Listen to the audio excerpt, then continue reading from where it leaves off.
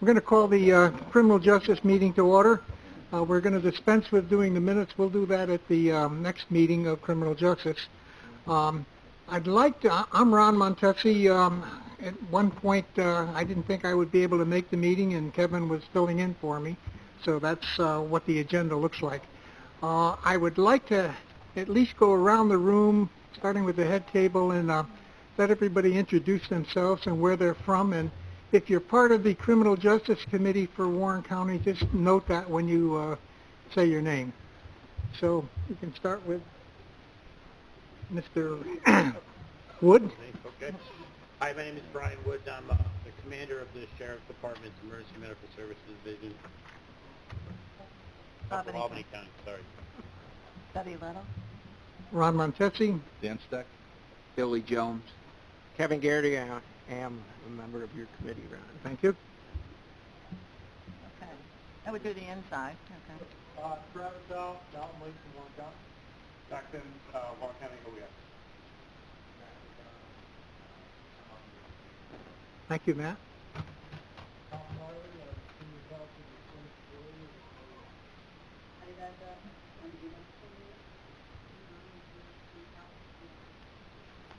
Sean Galolan, Essex County Vice Chair.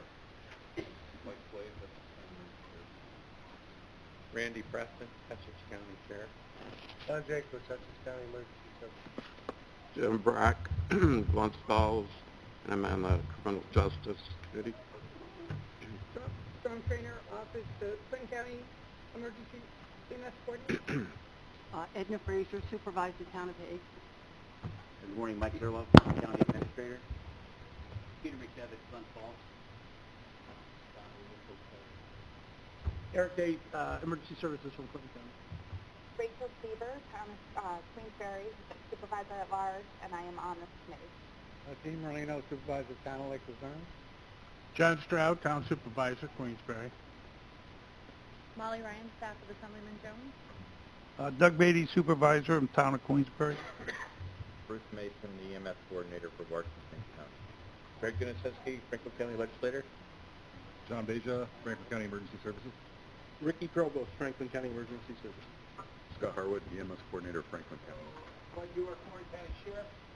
Rick Galway, Lake George EMS. Don Conover, Warren County Sheriff. Martin Thomas, Supervisor, Town of Queensberry.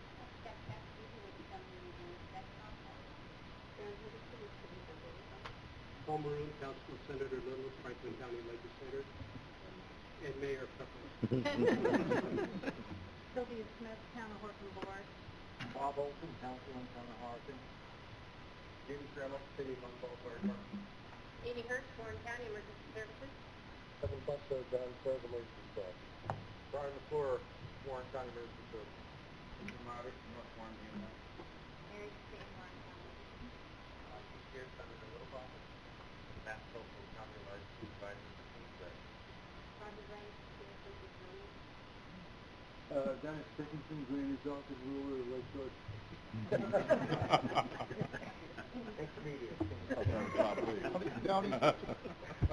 Thank you, and now I'd like to turn the meeting over to Senator Little, who the last time she sat in this room with me was a long time ago. I was a freshman on the county board, and she was moving on to the assembly. Oh, I thought you were going to say how old I was or something.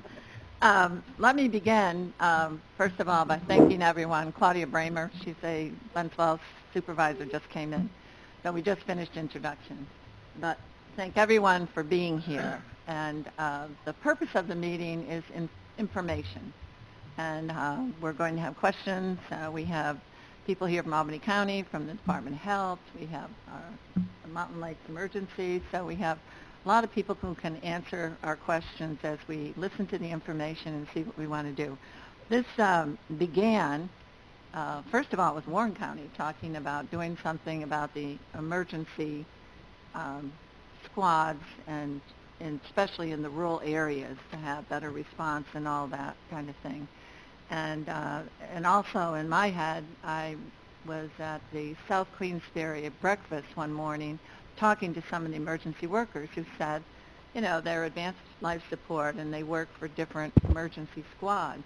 But as she said, we have no health insurance, we have no benefits, we really just have to get these gigs basically to keep working, and yet it is their profession. So that made me think that, you know, maybe something along those lines. And then Essex County has really moved forward in combining their emergency squads and looking at what they can do for their towns, which they have great distance in Essex County between Ticonderoga and Saranac Lake area and North Elba area, rather. So there's a lot going on there. So we decided to see what we could do, and we read about Albany County and thought, let's put something together. And the person that put it together is Carmela Mantello, and I want to thank her immensely. So let's give her a round of applause.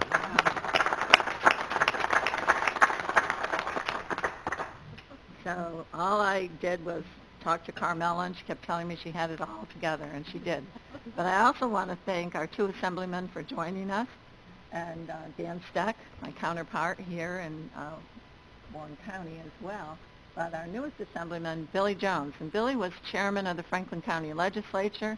He was the mayor of Chateaugay. He was a county legislator in Franklin County. And so he comes to the assembly with a wealth of background. So it's been great to work with. And I think Carrie Warner may be joining us.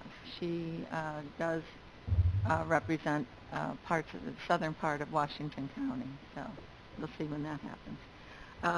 So for that, I would like to present and thank him for coming, Brian Wood, the Unit Commander and Coordinator for Albany County EMS. And Brian, thank you very much. Nobody minds if I wander the room as I go through this, right? It's so fat and I need to lose weight, and I'm trying to work on that. So thank you for having me come up. I was honored to come up, I think, a couple weeks ago and work with the staff from Warren County and answer as many questions. This is my PowerPoint presentation is short. I think the first one is a few slides, and if you don't mind, I thought it would be best if I added in another short PowerPoint presentation that I've been given to local municipalities that we work with, and kind of understanding of kind of where we're at and where we're going and the challenges. Because I think part of the problem is for municipal leaders that have a limited background on EMS, sometimes you think, okay, well, we'll just pay these guys and we'll give them, you know, they'll get out there and go save lives, and then the other stuff starts to follow up and starts to strike home about the hidden costs and stuff like that that you're not familiar with. Certainly, everybody should be given a real good pat on the back that they're even considering this, because to this day we still see large areas around the state that have very poor EMS coverage. And I'll save my speech on the professionalism of EMS and how we should be promoting ourselves better to you as municipal leaders for another day. But keeping in mind that the challenges that we face as EMS providers, we've only been around for like 40 years. And the challenge to compete with fire and police services has been around for hundreds of years. Those professions that have been well developed.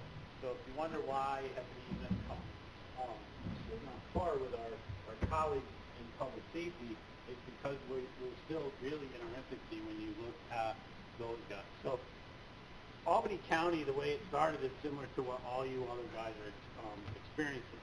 And when you look at Albany County, and you think, wow, Albany County is the capital of New York State, so this should be one of the biggest, most put together counties and well-run.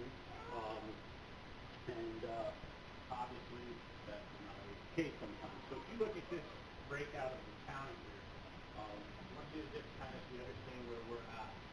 So Gilliland right here, Colony, and the city of Albany all have their own standalone EMS units, EMS agencies. The fire department in the city of Albany obviously runs theirs, backed up by a commercial ambulance that does the transport. Gilliland has a standalone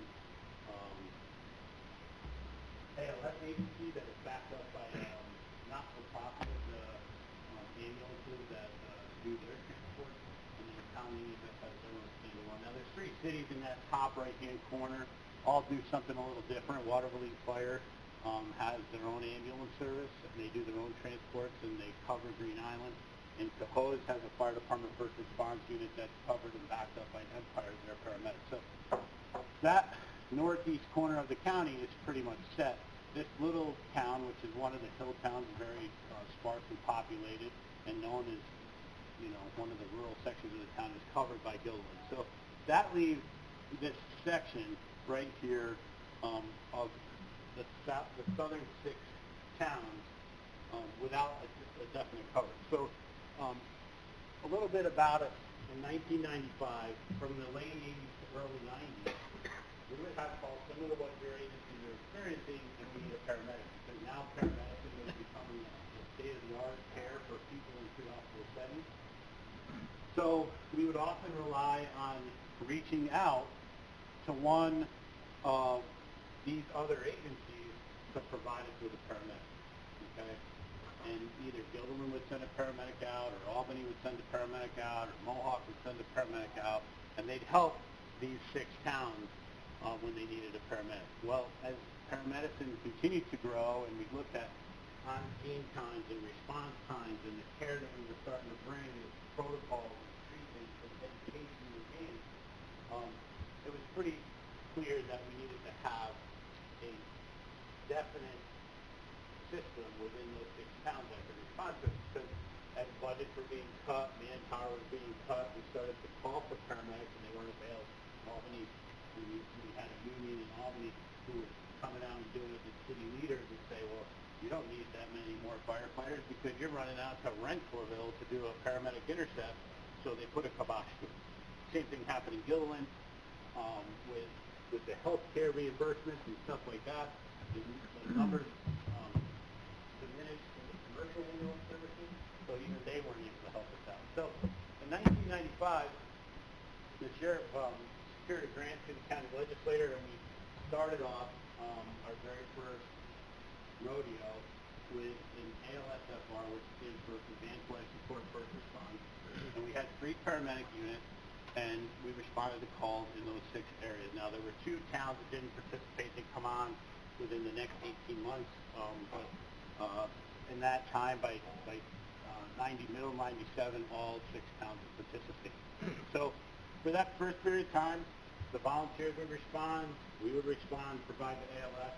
If they didn't, if there was a ALS call, the volunteers would transport it in, and we would remain in service and wait for the next call.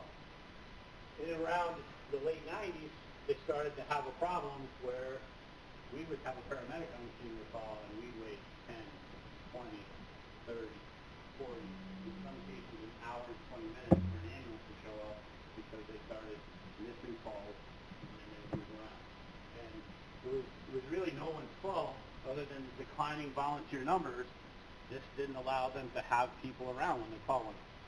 So the first agency, Delmar Fire Department at this time, which has now become Delmar Bethel EMS, reached out to us and said, hey, we're really struggling during the daytime. We don't want to get into the employment business. We really don't want to have an administrator that has to worry about sick calls and paychecks and personnel complaints and everything else. Could you help us out? So at the time, Sheriff Campbell said, sure, what could we do? So we had looked at some other models. We said, hey, we'll kind of be like a hiring organization or clearinghouse, so to speak. And we hired BLS providers, and they wore Sheriff's Department uniforms, and they went out and got on these agencies when they were during the daytime. Now, that's a big deal for expenses for some of these. So in Delmar Bethel, when they do 3,500 calls a year, that wasn't a big deal because they were getting some money back, and they had budgets that would sustain that. But if you look back at this little thing, this is where I live, right about there, and it's the smallest part of Albany County there is. The population of the entire town is about 1,700. So when you start looking at a paid staff to cover just that particular area, you can imagine the cost go up. Now, I don't know what your guys' opinions are of shared services or all this other stuff that seems to be the hot topic now, but this seemed to be the only way that these 3 towns were going to receive coverage, was as if we could work together and provide one unit up on the hill to help you do it. So in 2009, we continued to see a decline in paramedics, and our volunteers, and the sheriff again looked to see how we could do it. Now it's Sheriff Apple, and we looked at the possibilities of having an ambulance, and obviously in 2009 went for a municipal certificate of need and operation, and we received that, and in 2009 started to have an ambulance service. Now, you can imagine, for those of you that are really familiar with volunteers, and my roots in public safety go way back as a volunteer, than they do as a career. I grew up in it, my mom and dad. My dad was fire chief for 25 years in the fire department. My mom started out in EMS when I was 12, and I was right with her the whole time. And so I understand how the volunteer agencies work.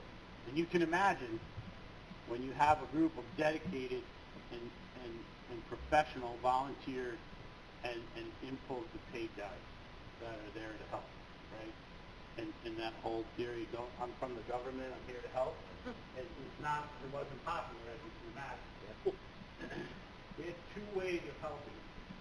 If they did not get a crew, we would respond. And if they were out on a call, we would respond.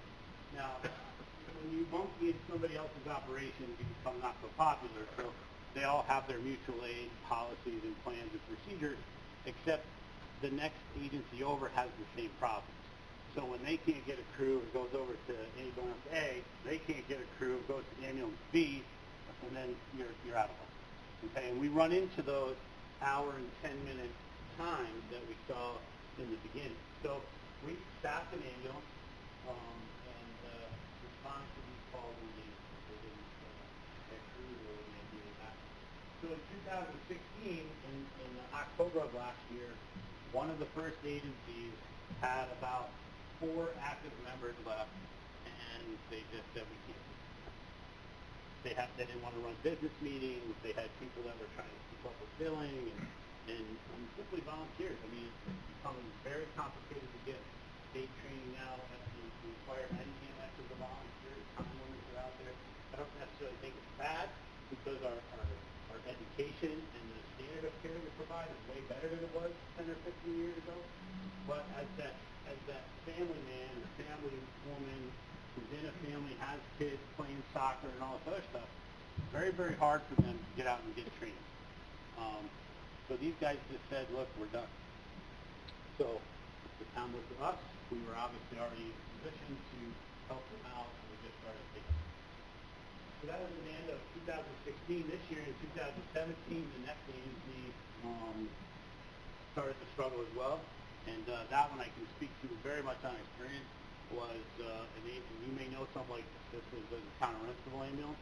It was my home volunteer ambulance where I was captain for 10 years and provided service every Monday or every Sunday night, midnight to 6 a.m. It was run predominantly by 3 EMTs, not including myself, and one of them did 90% of the transport in 2006.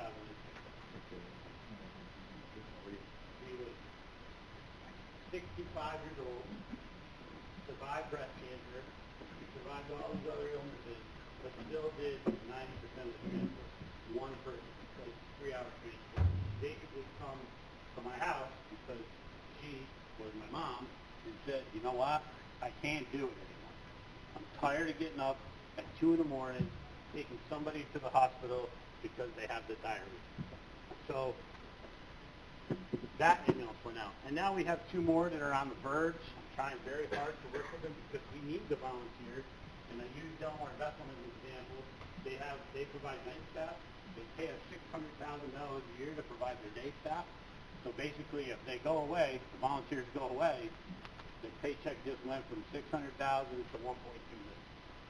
Right? So it is important to try to sell with them as much as possible. And that's where we're at now with the volunteer staff, is to try to nurture them along to keep them. It's a challenge because we require them to be on the same professionalism as we do. They got to be in uniform, they got to be in station, we require them to stay, have short response times and everything else. You can't just come from Mom's barbecue 3 pounds away and get there and take it in. But it seems to be working. So where are we at now? We have 92 employees. You can see the numbers there. We're not top heavy with command staff, I can assure you that. This is like a vacation for me to get out of the office and come up here and talk a little bit, and not have to worry about budget and rules and regulations and discipline and all that other stuff. The biggest problem that we have in our agency right now is this. Okay? You look at those numbers, so the 82 people that are there, there's, I don't know what the math is, but it ain't very many that are full-time. And trying to manage an operation as large as the sheriff's office, answering the number of calls that we answer with a predominantly part-time workforce is terrible. Terrible idea. And I just really know, if you all go back and do this and you start it up, if you do it with a predominantly part-time workforce, and you want to shoot yourself 2 or 3 years into it because staffing is a problem, look there and say, Brian was told, okay, this is a problem, right? We staff 5 ALS first response vehicles during the daytime and 4 at night, and we have 2 ambulances 24 hours, and we staff 3 other volunteer ambulances. We do 6,000 calls annually. My little ambulance service that the sheriff started in 2009, and we anticipate doing 50 or so transports a year, will probably do between 750 and 1,000 ambulance transports within the county in that 6-town area this year, 17. We work 8 stations throughout the 6 towns. They're all done cooperatively with volunteer fire departments or volunteer ambulances. And in this case, when we just took over the 2 towns, the towns have assumed the buildings and are leasing them back to us for $1, and we will maintain them as far as utilities and so on and so forth. So that's the first time we're paying for a little bit of station. And then we provide the daytime manpower for Delmar Bethlehem. We run our units because the square miles is so big, and when you look back at the, that map, you can see that the area is very rural, similar to what you guys are all used to experiencing. So the only benefit that we have is we're probably, in some of those places, 40 minutes to an hour away from the hospital, and I think that in your area here is much farther. But we still have a lot of area to cover to get there quickly, okay? And we split up our units, so there's a person in the ambulance and a paramedic in the fly car, and we split up, 300 square miles so that we're not racing in one ambulance all the way over 3 towns to get to the other side. So it seems to be working well. Response times are pretty good. We target under 15 minutes in the hill towns and under 8 minutes in the 3 towns in the bottom. Just a little picture of our fleet. Similar to what we use. There has been no problems, although some people would like to tell you that, there's some of my EMS colleagues would like to tell you, oh my God, you're wearing a sheriff's car, you're at the risk of being shot. I can show you nobody's been shot, or even close to being shot. I can say 10. It can't happen, but it certainly probably not going to happen because I'm wearing a sheriff's car on my chest. The sheriff has been 100% supportive of this. It's probably one of his departments that he gets the most praise from and the least negativity from. So that's good for me. It's been done. Now some of this stuff, this ambulance here, we got given to us about 6-7 years ago. And then this one, this is a funny story because everybody thinks that I was out to put my own ambulance squad out of business. This is actually Rentals ambulance that went out of business. We knew it was coming, so we just painted it black and gold. Used to say Rentable ambulance, and all we had to do is take the letters off and put all the county sheriffs on it. So we knew it was coming. So that's us in the Delmar Bethlehem ambulance. Basically we show up to work, we jump on their ambulances. This is a great example of a public-private partnership. The chief and the chairman of the board of directors help because he's a retired sergeant from the sheriff's office. We have a great working relationship. They have probably, they do 3,500 calls a year. They have 60 or 70 volunteer members. I'm sure not all of them are as active as they'd like, but certainly they show up a good number. And we help them during the day. Our guys ride. We ride paramedics, paid EMT, volunteer EMT. There's, say, Delmar Bethlehem EMS, ours, Albany County Sheriff. Nobody knows the difference. They get along. We don't have a lot of personnel issues back and forth. When we do, we nip them in the butt. If their command staff tells my guys to do something, they know to do it because it's insubordination if they don't, and vice versa. And if I tell their volunteers to do something, same way. So it works well. It can work. It just needs the right leadership to tell the worker bees, do what we tell you, right? And if we let those things fester, the chief there and I have breakfast usually once or twice a month. And just keep up on what's going on and what's changing, what we can do to help each other. So I apologize. I think that if you knew me, you would like, no, I'm not like a technical savvy guy. So I spent most of Sunday trying to figure out how to make my jail door fire stick work. And then I think this was a really cool background. So you guys give me credit there. And now it's just web thing would come up with. So my email address, for those that want to write it down, is brian.wood at Albany County NY, all one word, .gov.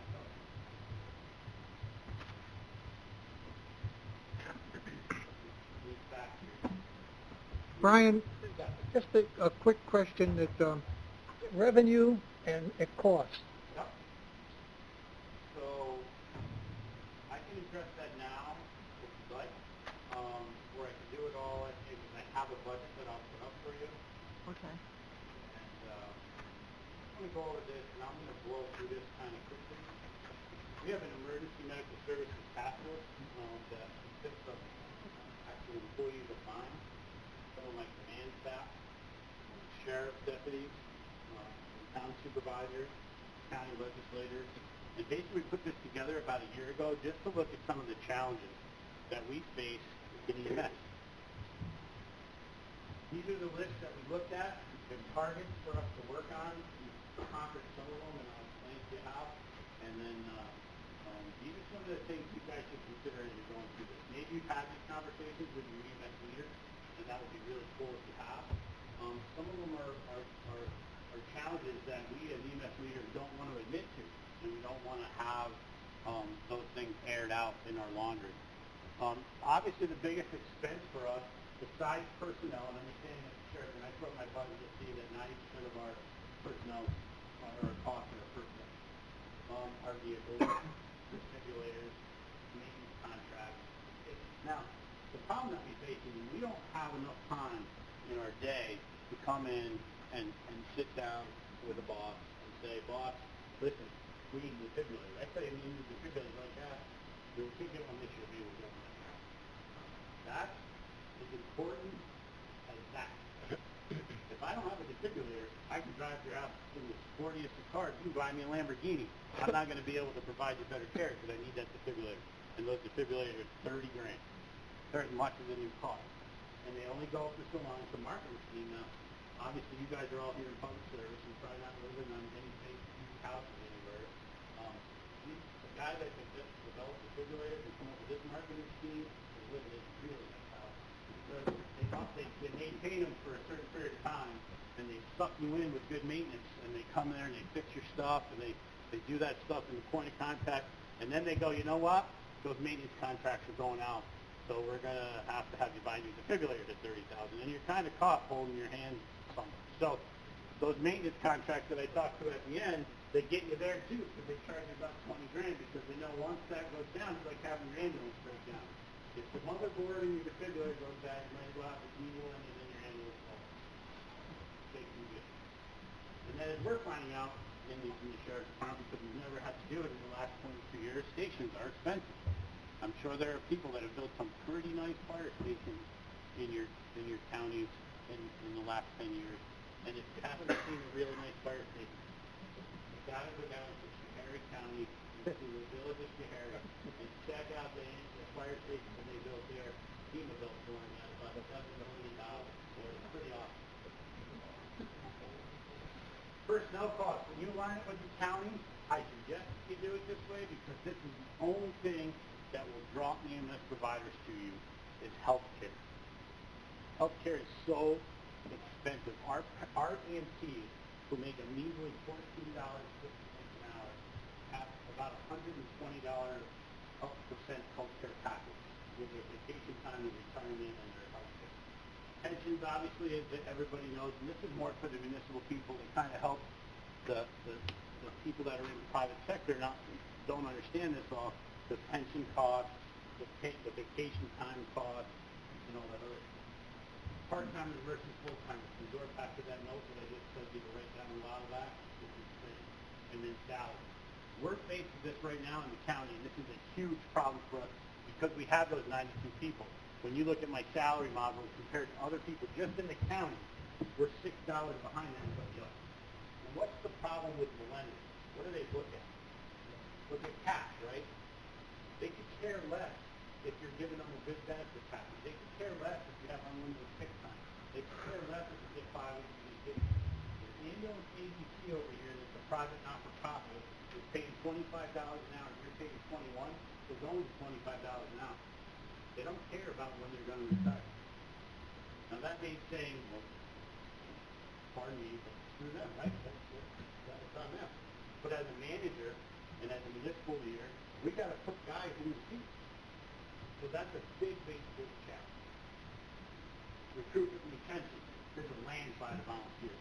If any of you think that volunteerism is going to get better, you're fooling yourself. It's not. We're making it harder to make people become volunteer firefighters. We're making it harder to become volunteer EMTs. Is it all in a bad mean? No. But I couldn't come out now as a dad with 2 children, one in college where I got to work a part-time job to fund it, and softball and baseball and go in 20 different directions, and then go take the EMT course, or worse yet, this EFO, IFO, whatever they call it, the fire department now, and I'm a fire chief. That is the dumbest thing that ever happened, I'll tell you right now. We have minimal applicants for career positions.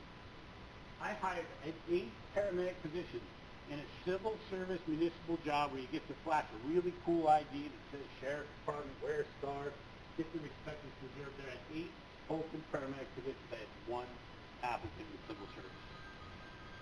So I think that those tell you a little bit about it. And again, I won't get into this a lot. We're still that stepchild of public safety. Okay, it's more like an upside-down triangle, right? Police and fire and EMS. The only people that are going to change that, and if there are people in the room, it's not elected leaders, it's not appointed leaders, it's EMS people. So I'll give you that, my speech, write that down. The only person that's going to stop this third service or this child syndrome is EMS professionals. When we start presenting ourselves more professionally, having higher standards, demanding ourselves to be on par with our fire department and law enforcement providers, that might change. We have a problem with disability insurance. I'm really young, but I'm 44 years old. I'm going to be 45 next month. I blow my back out, I'm a goner. Give a police or a firefighter blow your back out chasing bad guys, you're good, right? You got disability insurance. I blow mine out, good job, Travis. You hang out for another year for workers' comp, and then we're going to boot your ass once you're off that week. Okay? That's what happens. All right? You don't have a lot of pensions. So if you do this on your own, we're looking at a 401k, we're looking at a 403b, we're looking at whatever it is. And we know with the stock market going up and down, maybe you're lucky and maybe you're not. It's training and skill set. We just incorporated this in, which has made the town supervisors that we work with like, oh my God, the costs are so high. I have 92 people working throughout my group. And out of those 92 people, I don't do anything with them. I rely on them trying to get out and do training in between calls. I do 6,000 calls a year. That's a lot of calls. Continuing education requires increase skills of our BLS staff. You know, the heroin, everybody's like, oh, the heroin, well, no problem, give Narcan, no big deal. Well, we got to train guys how to give Narcan. So we bring them in, we have to do that. That's done at a cost. And then we're responsible for every year when the sheriff calls me up, the sheriff, Brian, CPR time. 150 sheriff deputies and law enforcement and correctional staff to really train CPR. fire department called, hey, can we get somebody over here to do marching? Sure, Ryan, go ahead and keep them on marching. So the demands are always there. This is the one that nobody wants to stop. You hit on it right in the beginning. Long hours. I worked yesterday.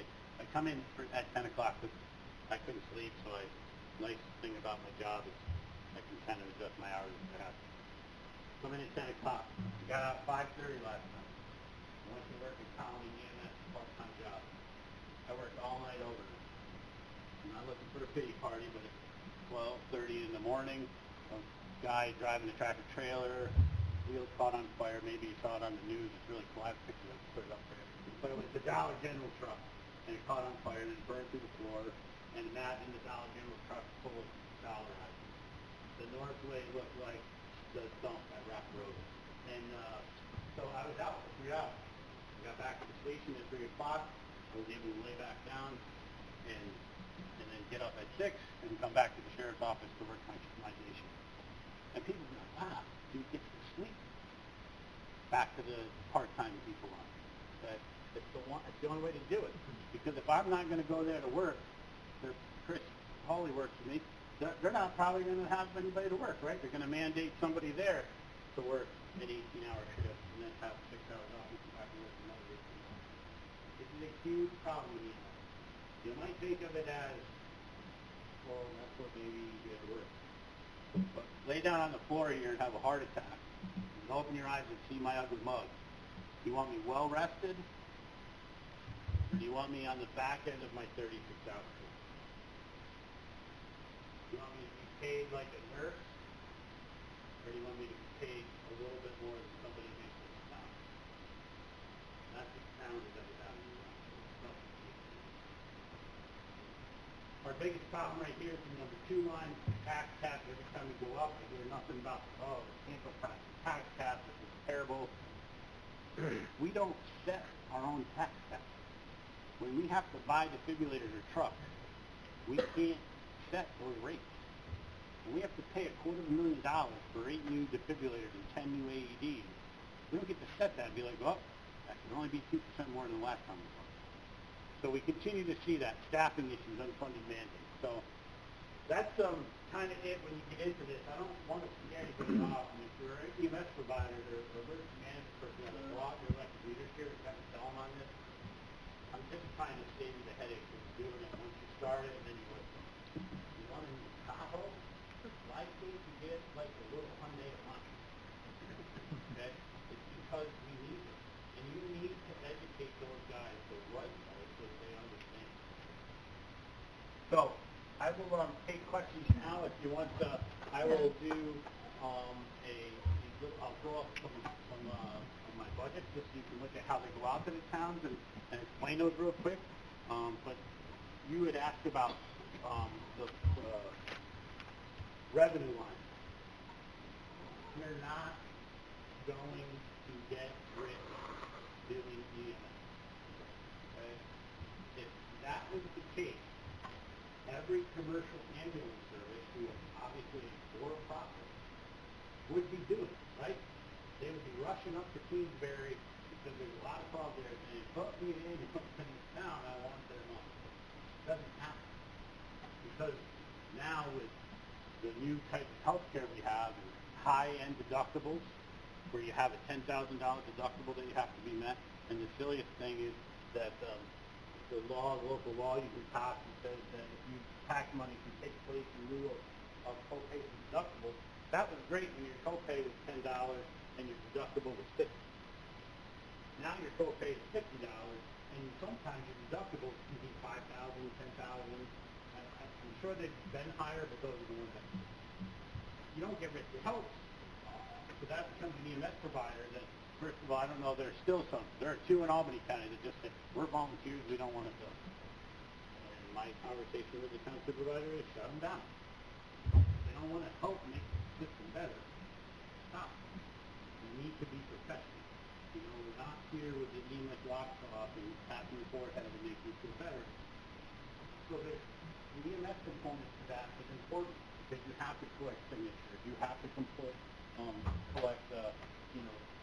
insurances, and your documentation has to be done such that it supports that annual transfer. So the Office of Inspector General doesn't knock on your door 5.5 years into it and say, we're going to audit. Because that is not something you want to be on the end of. I have never been, but I've seen it and have been educated every year on the end of the billing challenges. My suggestion, if I was to come in and say to you, I'm going to come into your town, how do I figure how much I'm going to get? Figure $300 a call. Okay? $300 per transfer. That may be better, it may be worse, but what we talk about is a payer mix. If you have a community that has a ton of Medicare, our ambulance rates in the county, just so you understand what an ambulance rate is, and people ask you, our pickup fee is $850 for BLS, $1,050 for ALS, which means the permit gives you an ID or maybe a breathing fee or something. $1,350 instead of $250. Come in and take a whole bunch of medications, a breathing tube in it, and we charge you $20 a load mile. When I go out of Delmar, it takes 5 minutes to get to 5 miles to get to St. Peter, it's a lot of money for that. But when we come out of Brian Wood's house, 42 miles to St. Peter's house, so that's like cha-ching. Problem is, you send that bill off to Medicare, they send you $397 for the pickup fee, if it's ALS. It's $7.53 a month. So if you set your rates, not huge deduction from what you want. Medicaid, it's like $92.50 and like $3 a month. So it's terrible. You don't get rich on it, and that's what the thing we're running into now is everybody says, well, yeah, you're going to do all this. Right.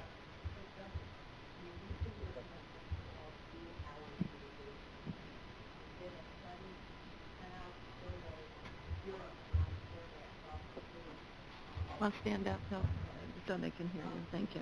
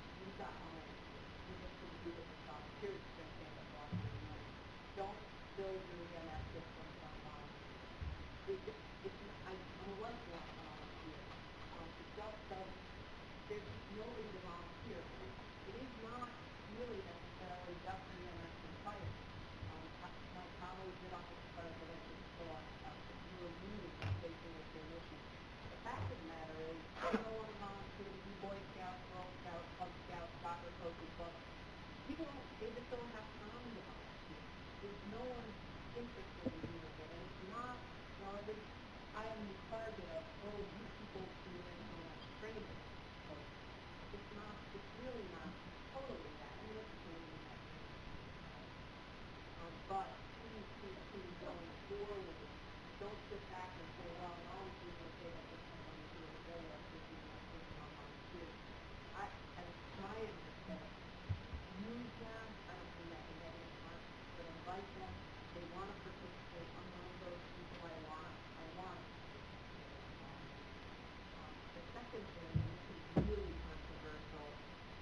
paramedic community.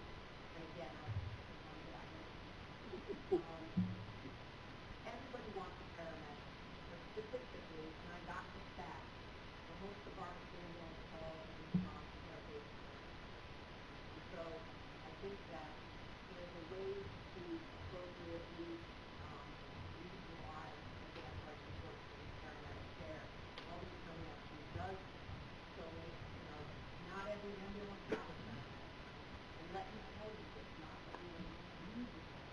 And there are a couple of very good options, not the least of those two, that are guaranteed to have very strong training, very expansive skill sets. That include aptitude and technical, include RT, includes defibrillation. So I think there's a way to appropriately deploy paramedics, but just so you know, there are 7,000 paramedics in the New York State.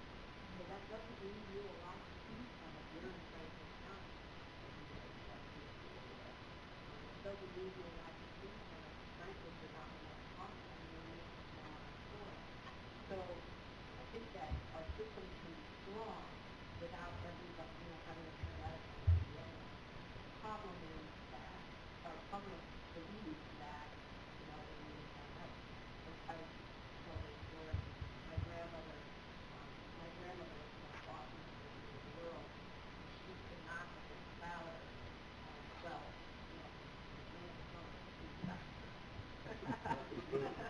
but her granddaughter's a paramedic. I mean, it was very coincidental that I happened to be a paramedic. She didn't make the distinction between all the technical levels of the electric.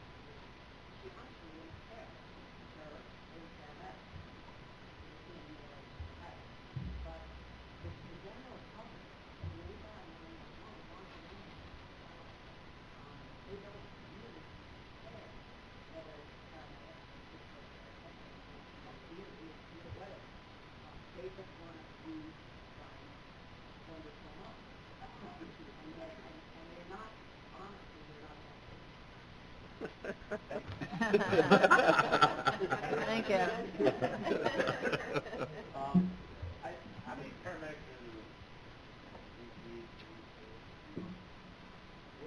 we're responsible for that. This trend in paramedics is, everybody's like, oh, maybe we'll hire all these paramedics. We're responsible for this dumbing down of EMTs. You look at how many EMTs in a room. Okay?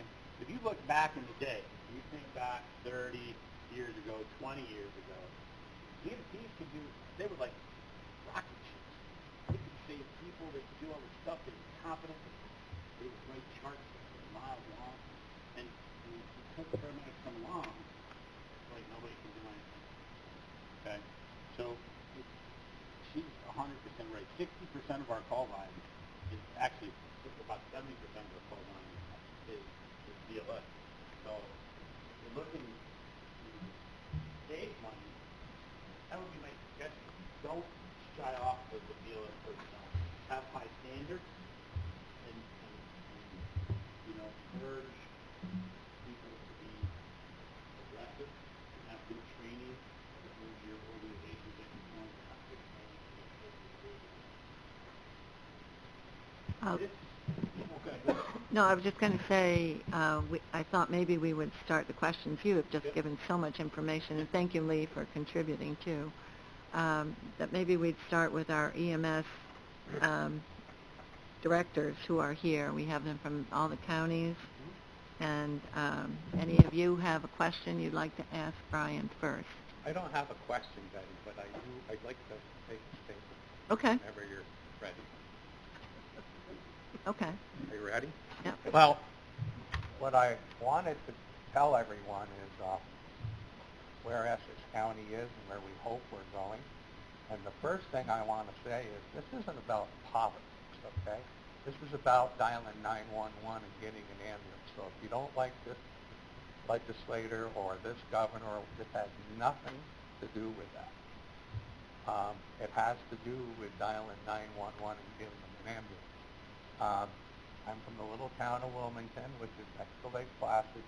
We had an ambulance call on Saturday night. for a 68-year-old male chest pain. And as the gentleman from Albany County said, they went to our normal automatic mutual aid, nothing. It was an hour and 15 minutes before that ambulance got there. To me, that's unacceptable. And that happens, unfortunately, quite frequently. Where we started out in Essex County, and again, take the politics out of it, about 2.5 years ago, I personally spoke to the governor and asked him, are you aware of the EMS crisis that's going on in a lot of these rural places? He said no. I will give him credit that about a week and a half later, I got a call from the staff in Albany. And there's a group, a committee, in essence, we started having meetings. And we make a bunch of trips to Albany to talk with the governor's staff. Paul Francis, who's the head of Health and Human Service.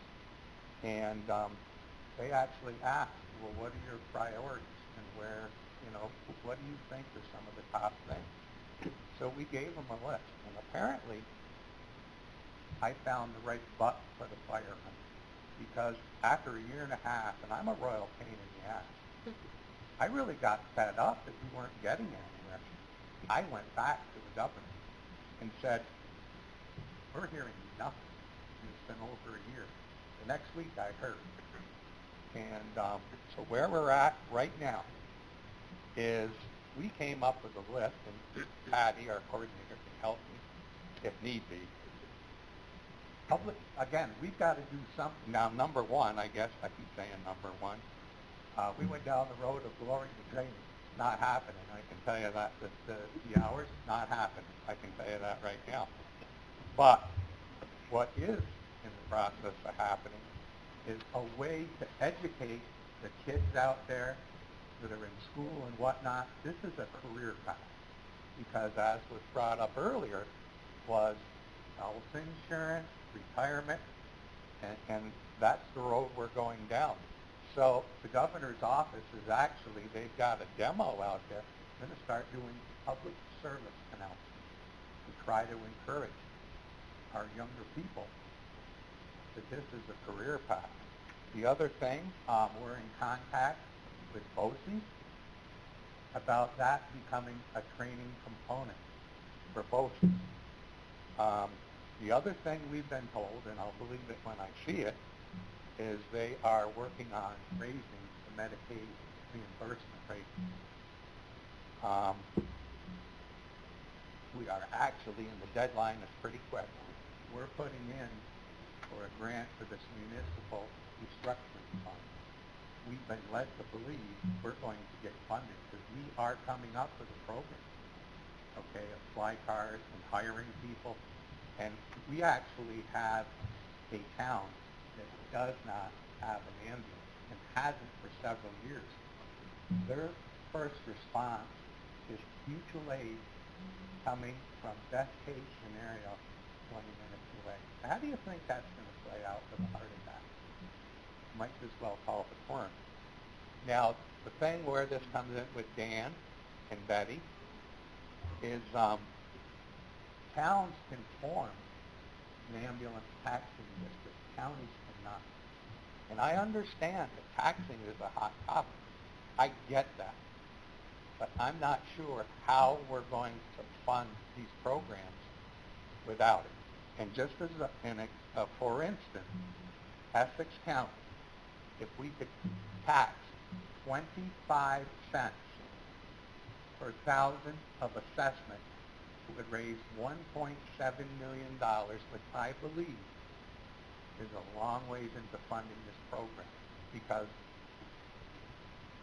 we can't go on ignoring this. This is very real, that people are dialing 911 and not getting an ambulance. And I'm more than willing to go back to the governor personally. That is honestly, Randy Douglas, to his credit, several years ago, we were looking to be able to tax for the occupancy tax. He spoke personally to the governor and the governor's office. Now again, I'm not here to blow smoke up anybody's whatever. All I'm saying is what has worked for us. And what got things going was me talking to the governor and telling them they weren't doing anything. You know, as far as, you know, we've been dealing, you know, with his staff, Amir Basiri and this Paul Francis for quite some time now. And we're finally, I think, getting somewhere. So I just wanted to share that with everyone that I think better days will come. Now, do I have all the answers? No. But I do think this time we've had the attention. That is how conversation about a month and a half ago started with this Paul Francis, who's the head of Health Human Service. He says, okay, got our attention. What do we do? So, and again, the demo is out there for the public service announcement. So Patty and Sean, I don't know if you want to add to that? Or Well, if you hold on, and maybe I'd like to do the emergency people too, and then we'll come back to questions, because I know Essex is the ones that really motivated having this meeting. Warren County was talking about it, but Essex County. And I think that Brian's brought up so many topics about how you would do the program. Funding the program, that's going to be our problem. Not problem, but that's what we're going to have to do. And I think just the statistics and the facts that Lee also brought out show that, you know, something has to be done for these rural areas and for the people and the lack of volunteers and the lack of people going into it. So my thought, too, is if we make it a career path, an actual profession that people can go into, that's going to be a lot better than being a volunteer and even getting your ALS and then trying to pick up, you know, times here and times there, and yet you don't have the whole package. So let's get back to Essex. I'd like to see Travis and our EMS people, Patty, Don, anybody. We have people from all the counties here. Yeah, and I guess I'll start it off, Brian. Thanks for coming up again. You mentioned you had 8 folks paramedics on at one point in the meeting. Through the civil service process, you had 1 active. Now, throughout the region, talking about EMTs and paramedics, we're finding a lot of our Youngstown who migrating out to sometimes in the state. FDNY, Wake County, we just had 2 young paramedics to Orange County, South Carolina, Middleton area, Montgomery County, Maryland, all these states in that robust county planning network. So we're losing a lot of people, just off the top of my head, about 10 within the last 5 years that we've lost to these areas. So my question is, with 2 paramedic programs down in your area, in the capital district, are you seeing most, you talk about competition, are you seeing most of that competition in the capital district area, or are you seeing it out of state as well? Are you losing providers to it?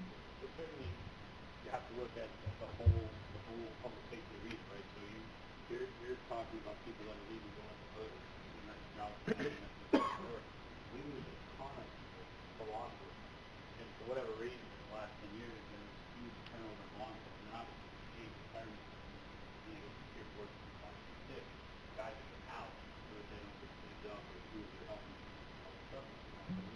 We look at 20 guys in the academy, you know, 10 to 20 guys in the academy to protect that year. The fire department hired, you know, 10, 15 guys classes for the last, you know, 10 years. So that's competition, and as well as you know, individual competition.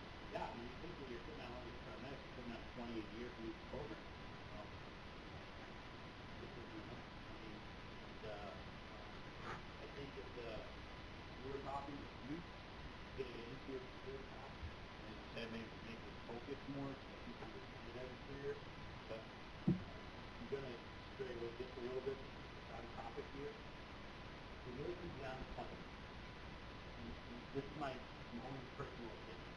If every time you hear says we're going to look at the district to help fund your pool, you have to make a commitment to give yourself and provide good careers. You don't do that, you can have to say, well, that's what you want, but you're going to run into the same problem. It's like, oh, we got 500 next cars, or we're not sure today. So, you know, it's not just competition,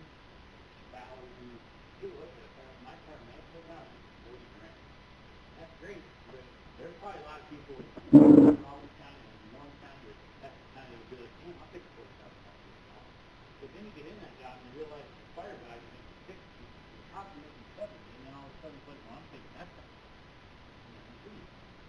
So it's a challenge, I think, in certainly when you talk about what question you know, setting up the program is key. I will come up for a state dinner. I'll have to pay you. I'll let you guys come down. I'll take you out to state dinner. I'll say I set up a program. I think we can battle for it. The program's pretty successful. We have good survival rates. We have good quality care. We have best equipment there is. The question is going to be, where are you going to get the buy-in? How are you going to pay? And the state doesn't make money, but that's what takes care of this year. What's going to happen next year? And we found that out in the county. The first time we started off, the West County Representative gave $100,000. Next year they were building that. So, if it dries up, what do you want? You want an EMS program that somebody will pay for it for you, or do you want an EMS program? And when you can make that, you're going to have it for you. Because highway department has work, right? They don't do services. Public health has a good program. They don't have people coming along 20 times. Well, the North Country is a little bit different. DOT actually has signs out that they're hiring. Well, they do down what we are too, and that makes the generation. Right. That's true. Just one more question. I think it's going to lead us to your funding stuff. One more and I'll leave you alone. But talk about the program is morphed into staffing agencies and agency proposals. Now you have a better idea of what it costs per town to actually provide this service and all that stuff. Have you guys done an extensive, I know our county's doing this right now with the grant, a comparison of what it would cost each individual township to try to do it on their own to get up to XYZ staffing levels to provide service versus what the county does?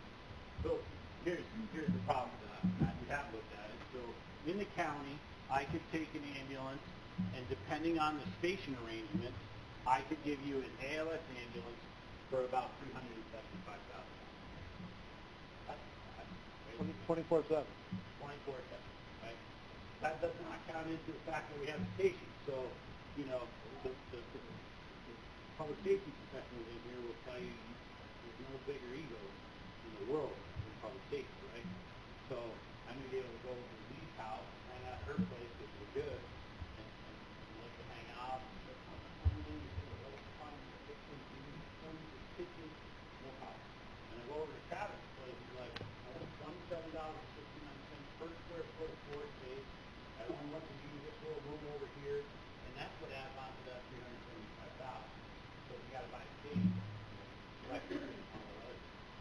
So when you look at these places, then it comes into the billing revenue.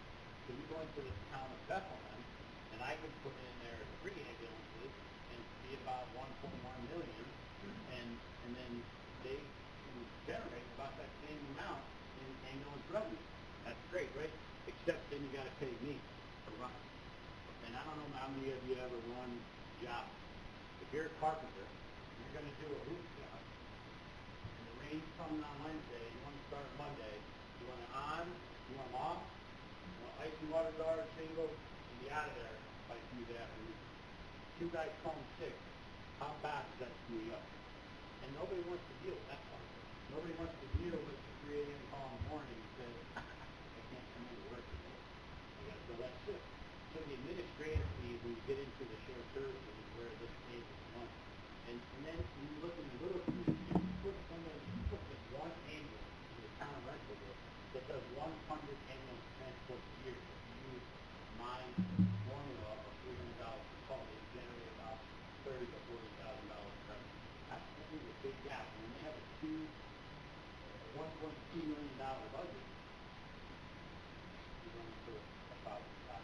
Because now you're going to have guys sitting around. They do 100 transports a year, 2 or 4 days a week, 5 days a week. They're just sitting around doing that. that work, that needs to be covered area. You're going to shore up you guys are, you've got a huge area. And not a lot of population. So where do you put paramedics to make it work than being? Yes, go ahead. So, we talked to Albany County very early on in the process, along with a bunch of other counties, and we are working on the grant with Trinity in November. And just to show you the extent of the savings, and it changes every single day, and every time you sit down and look on it, the grant, it changes. Right now, we're at $20 million savings over 10 years. $20 million for putting in an EMS system, county EMS system, versus what you're talking about, where every town comes up with, doing their own system. So that's extremely significant. What I would like to do, so our problem is, and it really does come back to the funding again, what our problem is, we're doing about 3,000 calls a year in Essex County for EMS. So that revenue is not very much. But if you use the cost of the county system and take away a little bit of revenue we're going to gain, then the rest of it does have to be generated from somewhere. So the options that we're looking at, which you already know about, is, and it is, we are relying on the state a little bit to help us, but it is county money. So we're actually asking, fault me if I forgot to say that, but what we're looking for is some way of a general county tax for our county specifically. So we can, like Glenn said, raise that $21 per parcel maybe, and that'll help subsidize this point. That's county money. Then the other part of that will then, there will still be a gap in the cost. So we pick up by the town or the agency, depending on who wants to cover the rest. But that little bit is a whole hell of a lot cheaper than each town coming up with their own money. And we're on a roll. The other thing is, the Bureau of EMS has not seen significant increase in the money for the region in over 10 years. I'm the chairperson for the committee for the fiscal meeting for the Bureau. So if we have this crisis that we're trying to get help with, we don't have the resources from the Bureau because there's no money there. They're covering what they have to, like legislatively, they have to cover. So they're there, we've been right with us the whole time, but there are not the resources in that. And John knows his retirement at the end of the year. Oh, no. Okay? So there's a valuable resource right there. So, the Bureau, one thing, the Bureau itself, so that region who would next step up to help us with this crisis, they don't see an increase in the training rate or their operational money in over 10 years. And what's really annoying, and God love our brothers and fire, certainly not, whatever, dinging them, but the thing is, when a fireman goes to take training, do they pay for that course? Hell no. When we go to training, you know how much we're paying for an agency course right now? Over $1,000 per person. So if I have a little community that has, a little agency that has 1 to 10, like the permanent program that's being started in our county, that's like $4,000. I can afford in my agency to send 2 people to that program. There's no funding on our side. So that's what we need. And yes, we're looking for states to help, but like you were saying earlier, we've not, and partly it's our fault, we don't promote ourselves, but we haven't seen an increase in funding in years. All right. Well, Patty, you're doing a good job of lobbying between 3 assembly members and 1 senator, all in one room. So, and our majority counsel.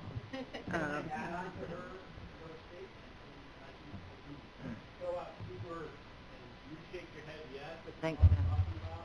Or no, it don't. Essential service. There's a bill out right now, it's S2770 in the legislature, and that is a bill that is actually out to make EMS an essential service. Does anybody know what 3 essential services there are right now for a municipality, specifically a town? Fire, police, and garbage. What are the 3? Fire, police, and garbage. Fire, police, and garbage. So that doesn't make you feel bad about your job. We got to take out your trash, but we don't have to take you out of the car all mangled to pieces.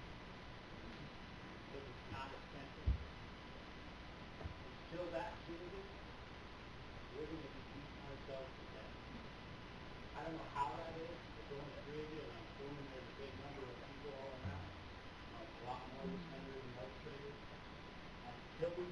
extensive service, they're going to be acknowledged. Yeah, Senator Ritchie has that bill. She's from Hubleton. She's the other North Country senator, and we'll all be looking at that. So as you guys leave here today, look that up.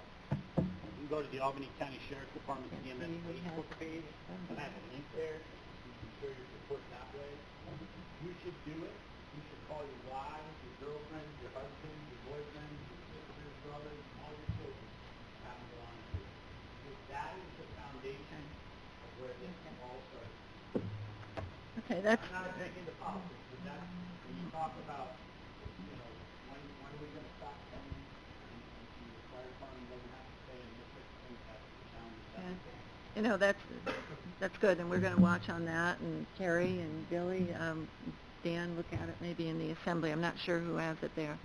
You know, one other thing that I was just thinking, Randy, is, you know, getting more tax districts, but how about eliminating emergency services districts from the tax cap? Is that a possibility? If we could Because try. you might want it, but I'm going to see all the other counties looking for the same thing. So, let me... Well, let's investigate. Okay, I just thought of it as you were talking. Any other emergency services people want to ask a question? Oh, way in the back. Okay. Question for Brian. You mentioned payer mix. Can you elaborate a little bit on your rate of return, billing-wise? I don't have that here, but... Even a rough idea? I have a community where the payer mix of Medicare versus private versus Medicaid is like 20, 50. So when you go into that town, you know, if you can do the payer mix, you can kind of tell what the population is like there and the cost of the community. That we see a lot more ambulance calls there versus our exactly the same number of population towns on the other side of town, where it's 60, 30, 10. So that's probably town negotiating a little bit different. So it's definitely something you know, obviously where it's relevant. That's why they don't know about the New York and the 1.3 million. Versus the last 2 months ago, where it's probably 90% Medicare, 10% uninsured, with the 2 trials that go from kind of raise their hand at the penalty they have to pay. We've seen $3,000, $30,000. So payer mix is hard to, it's hard to do it not billing. It's hard to run a community, look at a sample of people as to what the health issues are. And then once you are billing, you can get a better idea. Bob, do you have any questions? Bob Farley's here from our Senate, and he's our senior counsel. Thank you, Senator. I found it very informative. We're facing a number of challenges trying to help you get to the top two. A couple of those well out. We're trying presently right now, we need to know what the legal status is around why a county-wide EMS like we have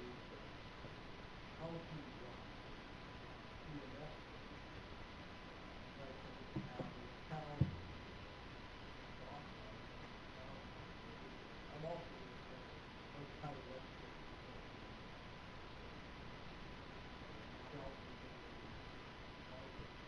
That's why most of the county-wide EMS operations, like Ryan, have gone to other county entities such as the sheriff's department. Because the sheriff's department funds inundated the county budget, and as a result of that, places like Nassau County have the debt consolidated investment, which is not going to be a future. Several county sheriff's offices do these. You also have challenges dealing with private sector in areas where you have private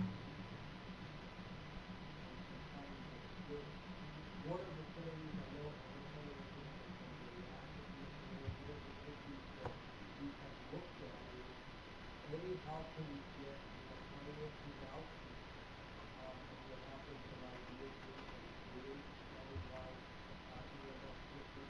And another one is how can we help volunteers out there in the steady pay? And I know the difficulty of getting volunteers. That not only EMS, When you put a county-wide system in, what do you do?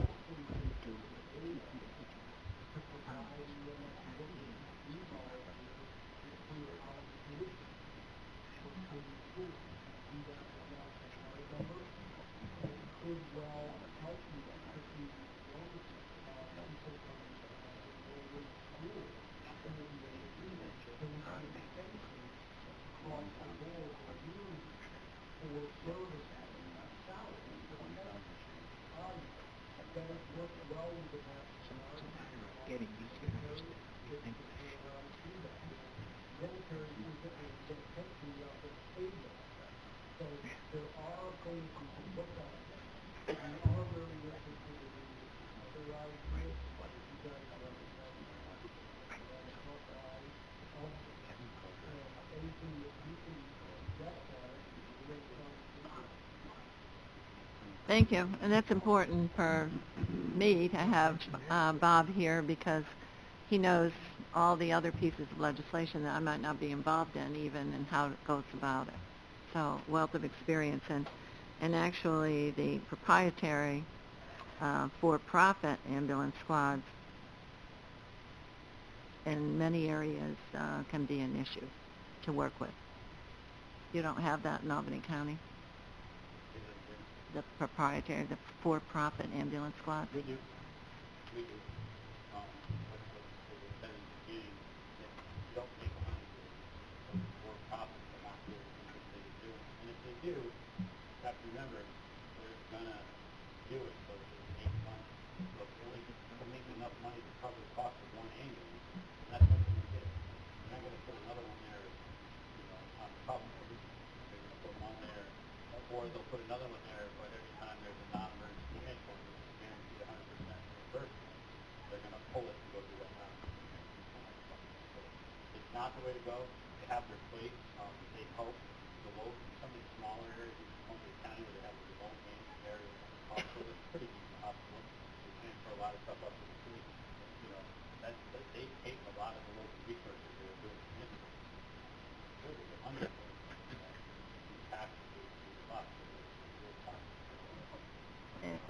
And you mentioned they provide backup in a lot of your towns and counties. And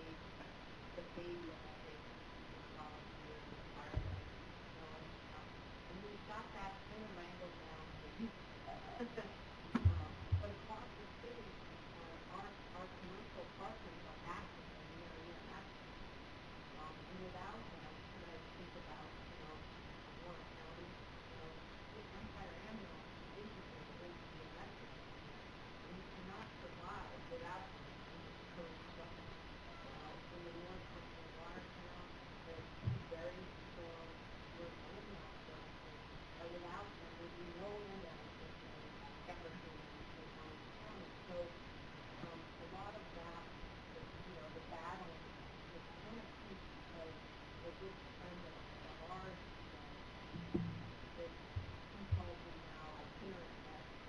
So the guy who works for Brian moves him, works in Holland, picks up a couple of shifts with my boss.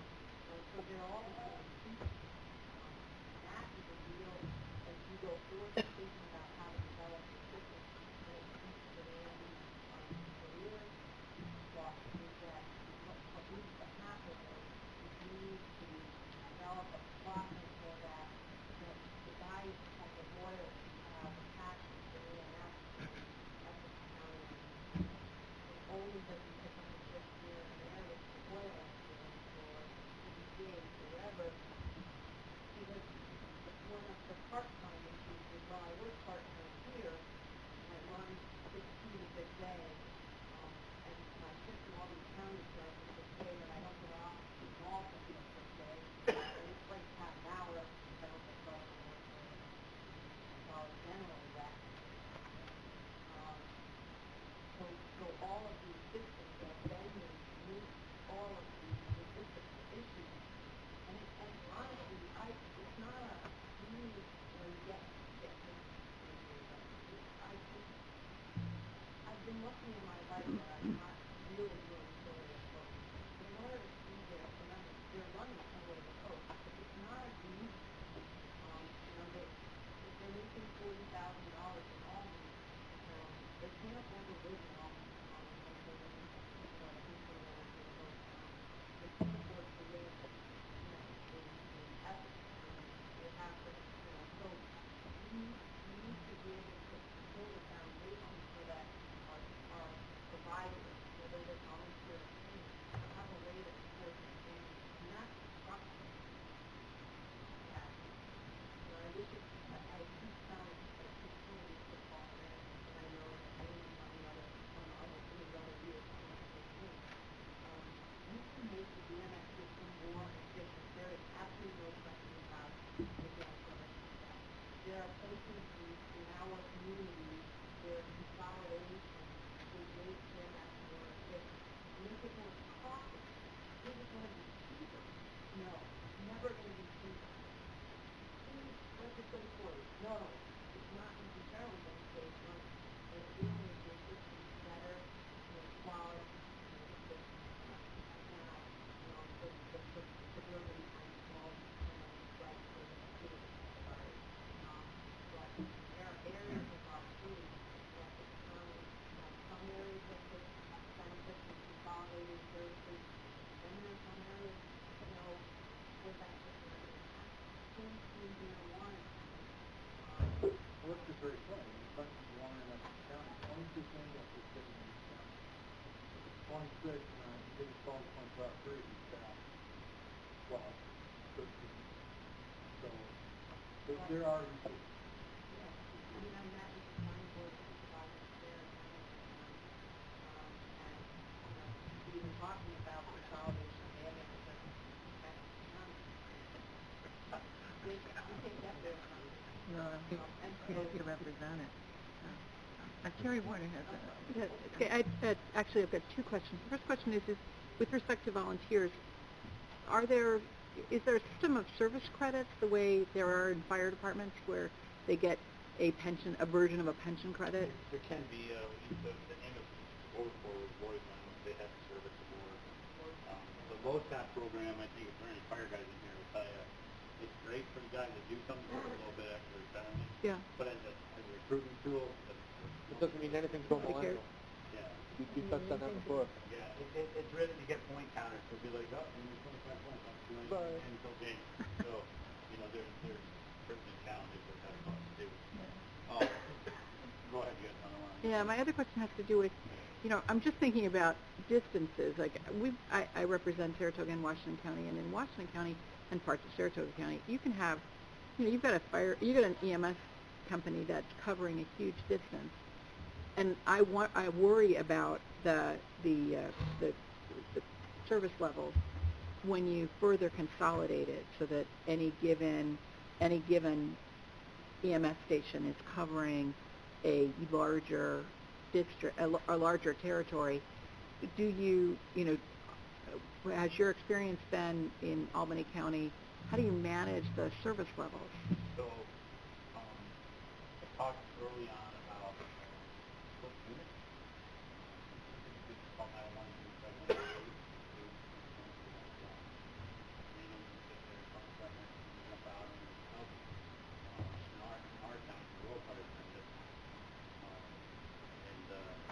we have an ambulance that has an EMT and a paramedic that is in a fly car. So we have to cover 3 towns.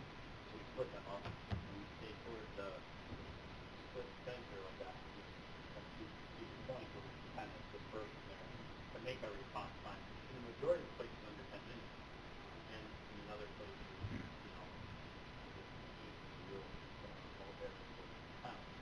so what will happen is the EMT will respond in an ambulance with mechanics with devices to do CPR, defibrillators, checking inject Narcan or whatever.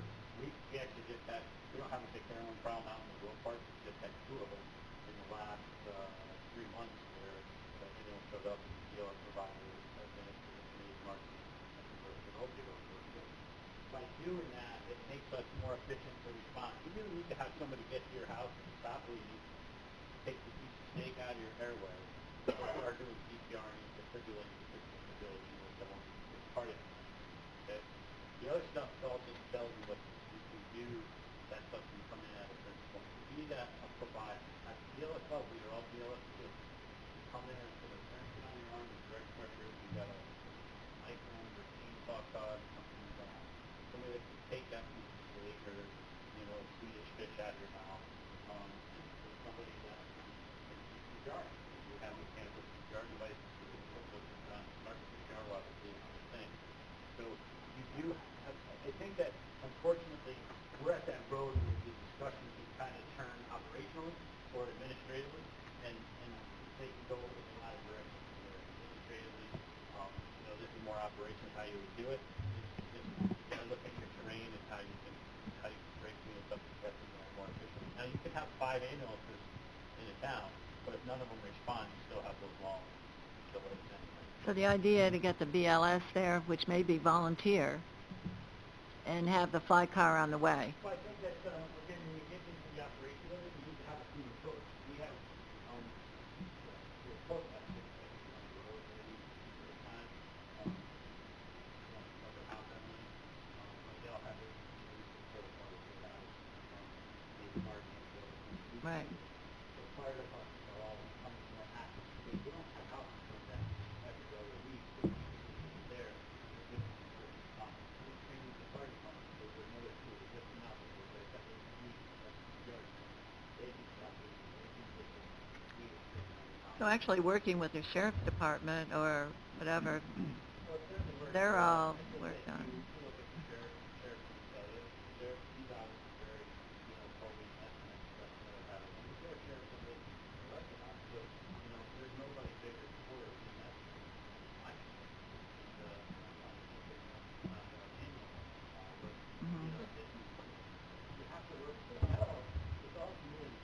Yeah. It doesn't take away the problem we have. Brian, we've I think everyone has grasped the fact that a full-time job with benefits is some of the things that we need in EMS. But one of the things, I'm kind of more of a nuts and bolts guy, and when we first proposed in Warren County to develop our own system from the county, we're talking about all of these little towns are independent corporations, and you got to give them, they have to give something up. How do you get to that point where you show them that, giving up something is going to be better for better service. Not so much better for them, but better service for the customer.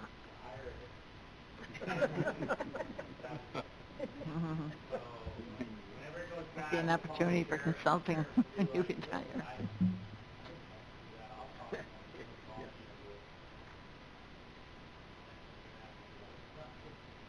It's policy. I'm not a politician. I'm not good at it. I like to speak. I like to teach. And I like to be out here. Often said, if you want me to figure that out, I'll try. There's plane tracks on Route 9 right there. If you want me to figure out how to get these guys all on board and sweat holes and aren't fixing the old fixing wet, I'm going to do a service. That's great. And plane tracks right there on Route 9 are going to be right there. You're going to be triage and you're going to be treatment. There's about 25 units. Some of these call them health problems. You got to play politics with it. If there are EMS providers in the room, you got to do the right thing. I'll give you a real quick scenario. In our town, in Portugal, where we all use the pickle, they stopped having them on tour. We were there to do the job for them. They didn't want us. They looked at us and said, pushing them out. They hired a third-party firm to come in and put staff. Basically blew through $300,000 of their savings, basically.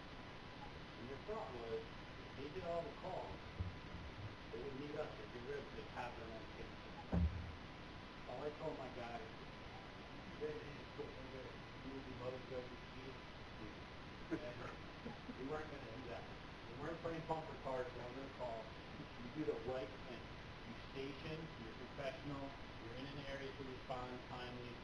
We get to the call first, we're going to take it. If they get to the call first, we're going to go help them bring the stretcher out. We're going to bring them out.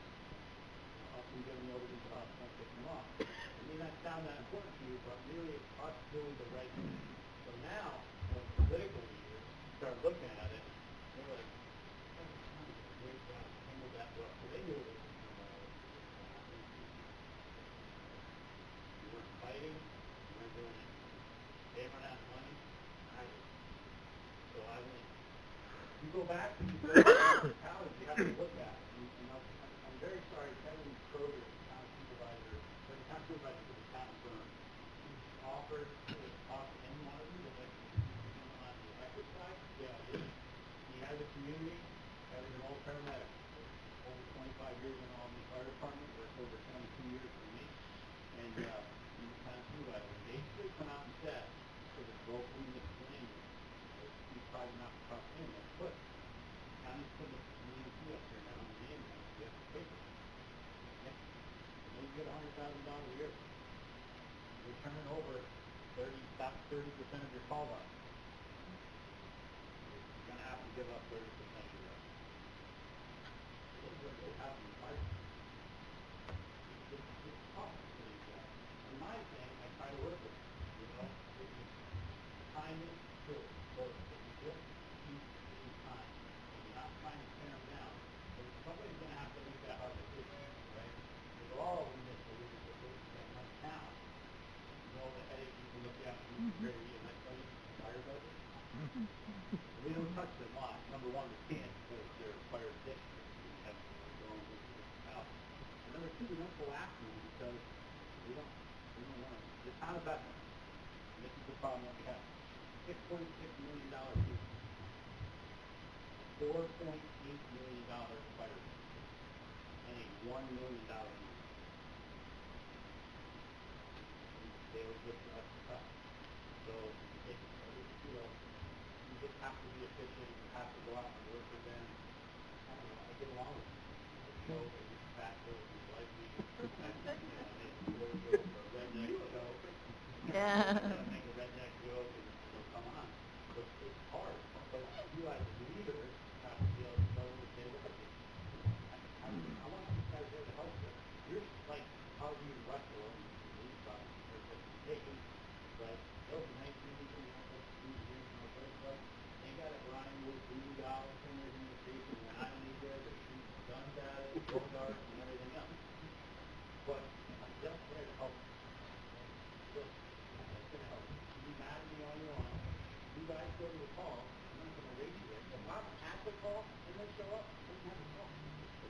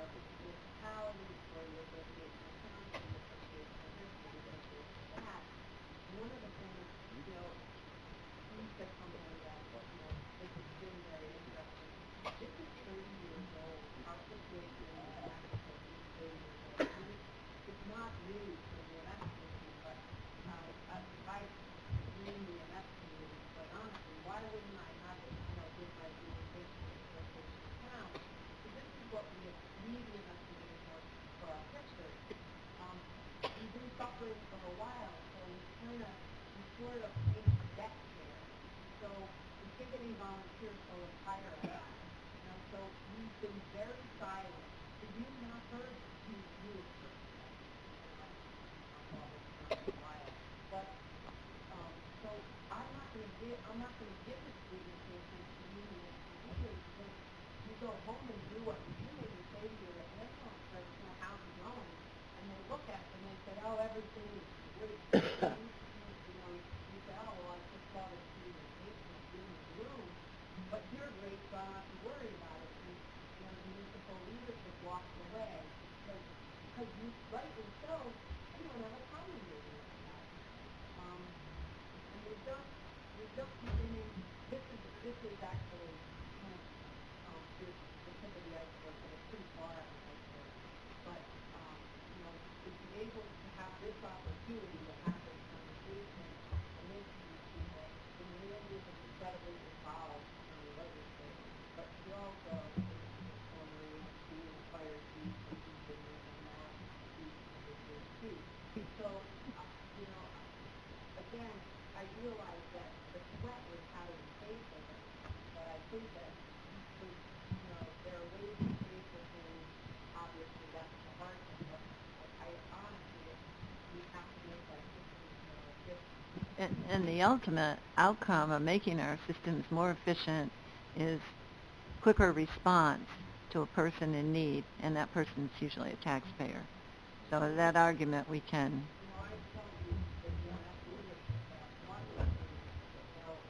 Our phrase, I'm a lot like that. If your priority is not patient care, is not treating your patient, and perhaps you should consider like we go Right. well with election. Right. I had one hand up over here, Sean. Wanted to quickly. Yep. We are at, approaching 2 hours, which has been fabulous information, and I want to have Dan and Billy have something to say too. I don't want them to get out of here saying I didn't let them talk. So, I'll give up my time to pass my Right. One of the things in Essex County that we took a look at right from the beginning was a realization that, we take, if you really have, if you're going to prognosticate the future of EMS over the next 50 years, it's probably, it's all going to be professional.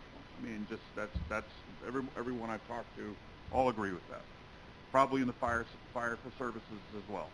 So if you take that as your opening argument, then you have to say, okay, so how do we transition that and fill the holes and where and provide care and provide no more than 12 minutes from shoot the patient and things like that. So we can't get away from the volunteers because we can't dump a $20 million bill on Essex County next year and say, okay, you're all professional. So the critical word on that was we have to develop an evolvable framework of how to build this within the county so that we can put in professionals and things like that. And the problem with doing it on each little squad or stuff like that or fire district is if you have 6 EMTs in your small system and you hire one guy full time, well, guess what? The other 5 are going to get real tired quick of getting up at 3 in the morning in the middle of a snowstorm. So everybody, you end up with an even bigger bill because all of a sudden they all want, they don't want to do it anymore, and you got to hire some more professionals. So that has to be a very managed system, and we always kept that in mind moving forward. So that the volunteers and the continuing of bringing in the 20-something volunteers while we evolve is a critical piece. We can't leave them alone. The free SUNY thing, one of the things that I've been pushing with my good friend Dan Stack is EMS service and college loan forgiveness is another one. Because in the North Country, we have a brain drain. As soon as you send the kid to college, the best gift you can give them is a set of luggage to go live somewhere else. So we want to keep our kids there. So if like my daughter's sitting there with, $30,000 to $50,000 worth of college loan, gets forgiven, she's going to that person's going to stay in the area, be an EMT, look for a job instead of getting a higher paying job in Syracuse or something of that nature. Anyway, I guess my point is, don't give up the volunteers while you're developing a professional service. That's good advice. Matt, you had wanted.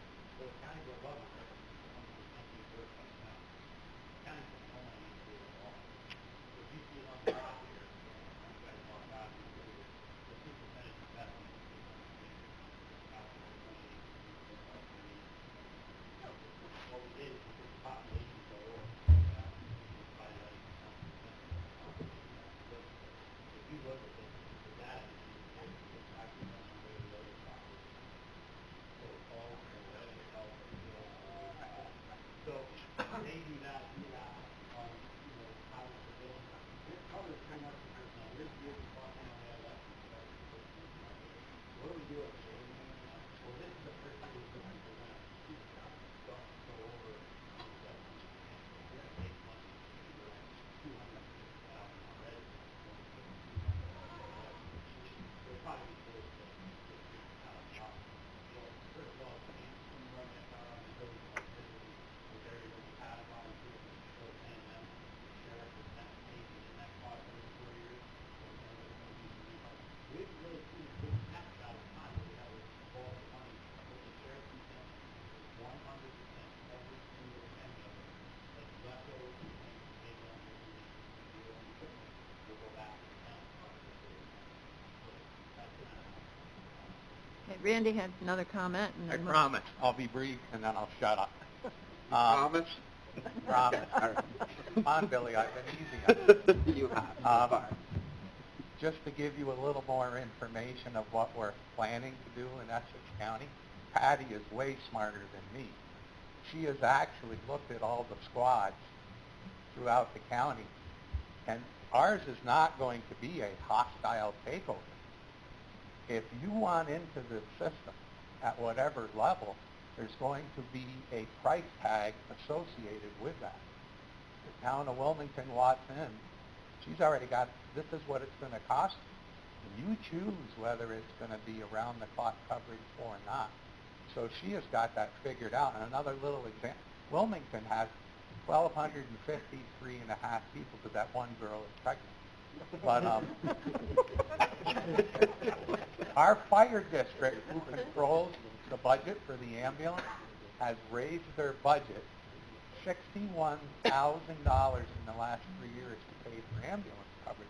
The one thing I do find is like this past week, which was not a good thing, and that ambulance doesn't get out. The people in town are talking about it. And then you try to explain to them that, you know, there's a crisis. We do a newsletter 3 times a year, the town does, and I have it hitting with, there is an EMS crisis. So, you know, again, Patty has got a plan. You know, if you want into this at whatever level, this is what it's going to cost. So I just wanted to share that with you. Thank you. Thank you. Travis? Brian, real quick, but operationally, and I realize Mr. Fuller talked about the town stuff in terms of sheriff's department. You live it every day. What are other advantages to sheriff's department involved in such a system? I don't talk a lot about that a little bit. Because the county has their own standalone email system. First of all, I don't know if the advantages from us to the sheriff's license. Wasn't sure if there was other resources in the county. Well, I mean, we operationally can do stuff like the sheriff deputies have ambulances, we have great resource centers, the sheriff's department training, the deputies, and those types of operations, our process, but I think that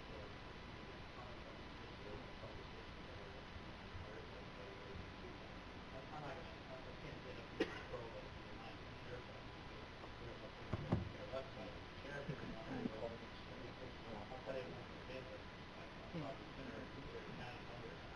He wants something done. He gives me money to do it. So, you know, there's perfect wrong with that. There's my biggest supporter. Career down. Thank you. And Dan, former Queensberry Town Supervisor, former Warren County Board Chair. My first 6 months in office as town supervisor in 2004 was working on bill for service and paid daytime staffing, and it literally took 6 months to coordinate 3 rescue squads, and they had some call volume, but the local taxpayer still subsidizes it. But all those battles that you described, I mean, I'm sure it's probably true in every county. One question I had for Bob, and I think Matt, Supervisor McDonald's comments mirror something that I know is going on in Essex County.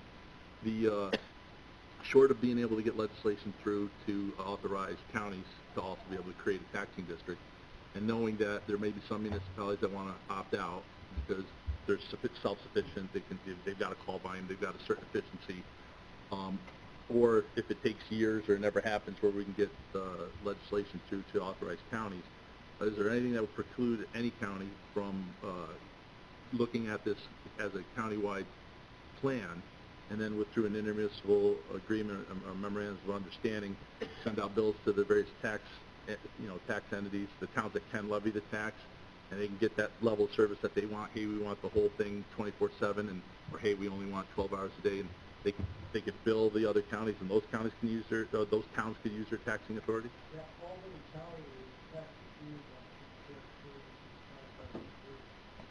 You can do anything by contract if you really want. The problem is you have to file it's hard to just staff. You turn around and change the law to allow counties to actually tax for this on a real property, separate tax law. Because obviously counties can fund this now out of housing, but it is basically tax value. It makes it different.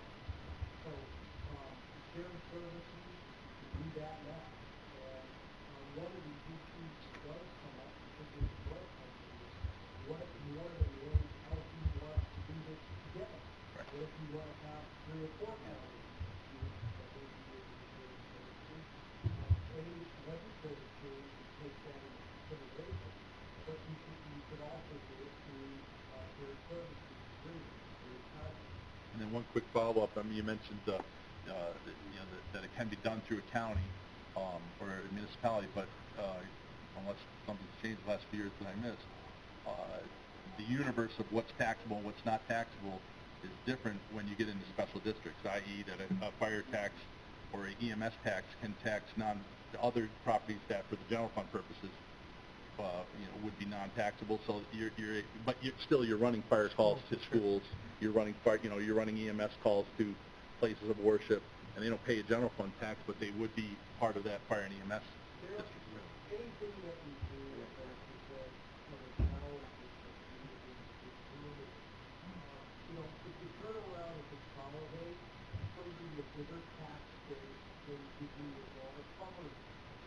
But it's also really, when you see this with other areas that are higher judges or anything else, we want a broader, more efficient coverage. Suddenly, if you don't want to talk about a volunteer, suddenly they're going to have to go between Warrensburg and Indian Lake, and suddenly they have coverage that they never had before. And they're saying, I don't want to be a volunteer anymore because whereas I only had to do 3 calls at a period of time, now I've got to do 16 calls, and it's a lot further from my home. I don't have that sense of community in that other area. So there's, challenges on all of this.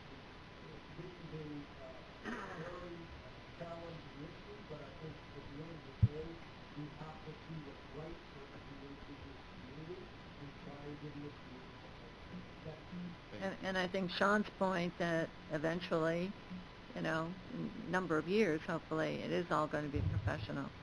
And as we can transition to it and just keep the service as it is. Billy? Well, thank you for holding this forum, Betty, and it's been very useful. I would go back to, like Sean's point and Betty's point, the volunteers. You're still going to need, I have a lot of districts, as we all do, with volunteers. We can't volunteer our way out of this. I realize that. We all realize that. But you're still going to have buy-in from the volunteers. I think that's going to be one of the biggest hurdles. I mean, besides getting the taxing entities, and we should talk and how we can figure something out on that. I would like to talk to Randy a little bit more about that, although he's ignoring me right now, on how, because he seems to think that they're making it really work in Essex. But you also talked about the for-profits also, and even though they're not making any money now, they're still going to fight this to a certain extent. I only know that because I do have a bill introduced with Betty right now that will allow departments to bill. To bill for. Fight that like crazy. And you know what?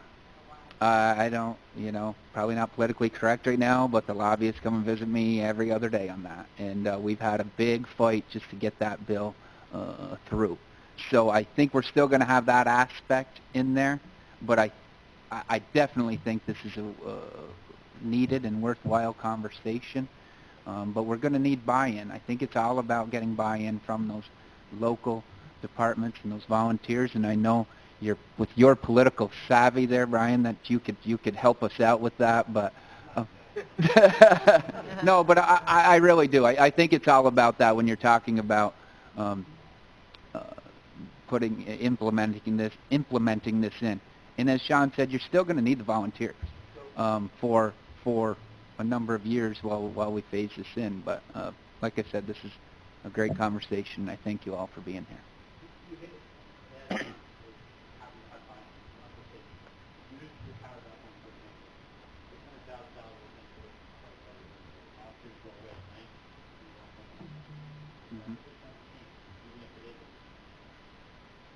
One of the things that they did at the beginning, way back when I came in, one really robust, well-educated, very professional, and then we had a group down on the other end of town that was all the citizens, sort of they made it a not-for-profit place where it was all building, and they could hang out and hold the meetings.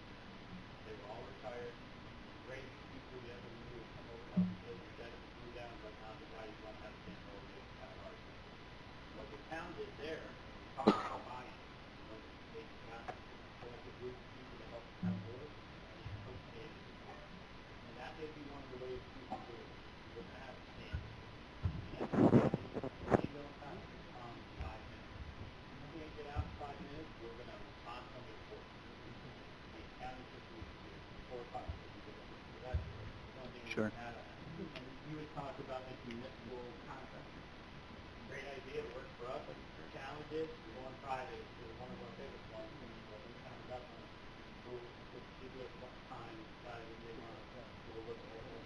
Those are the challenges that you have. There's a foundation work system, not the system we are, but we go from running 6,000 calls to running 2,000. So, they're a big customer, but at some point, we can't cut them anymore. We have to justify why our employment costs why our healthcare costs retirement. So the town because in reality, it's the back half of the minute, and then we're left. Sure. I think the point that should be made here, and we've made it, is I live in a small town as well, and when we hear that siren go off, and we sit there and we can look at that ambulance, and it's sitting there in that parking lot, and you know that somebody's waiting for it. We just have to improve times to these people in need, and that's the bottom line, is to serve the public and to keep them safe. So. Absolutely. We are at 12 o'clock, and, many of you are welcome to stay and chat among yourselves. I think we've Gene, I'll let you have one question quickly. And I'm sitting here very patiently, and I'm going to put my 2 cents in. I have a small town, Lake Luzerne. I did not see your hand before this.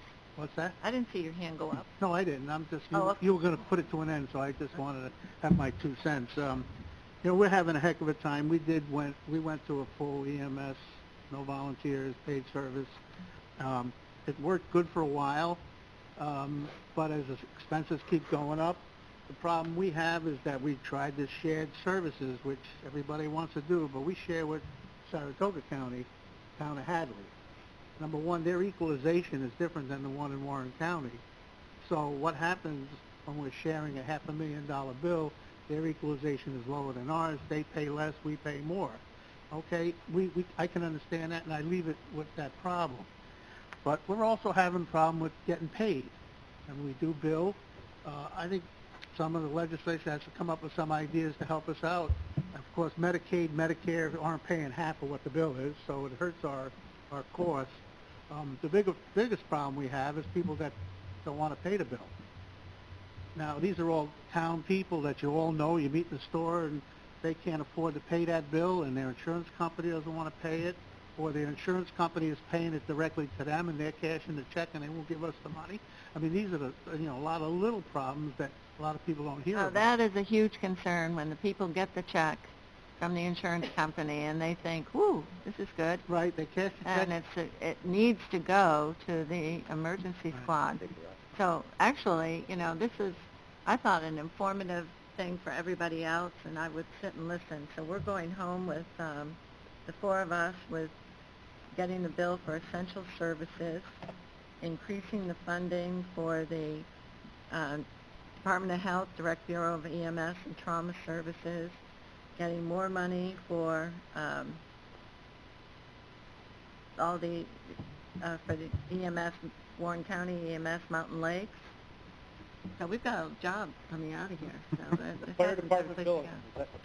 But I just want to have you all join me in thanking Brian for being here and thanking Lee Burns from the Department of Health for being here as well.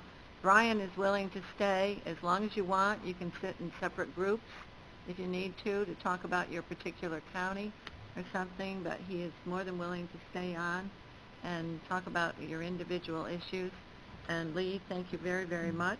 I wish you weren't retiring, but I think I see a consulting job coming up in the near future. So I thank my colleagues, Billy and Dan and Carrie for being here. And most importantly, I thank everybody for being here and for participating in this, and Carmela for all the work she did on it. So thank you very much. I also have Sharon is here from my office, as well as Keith.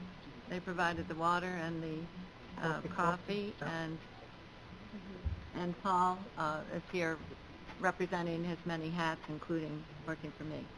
So thank you very, very much, and a big hand for Brian and Lee.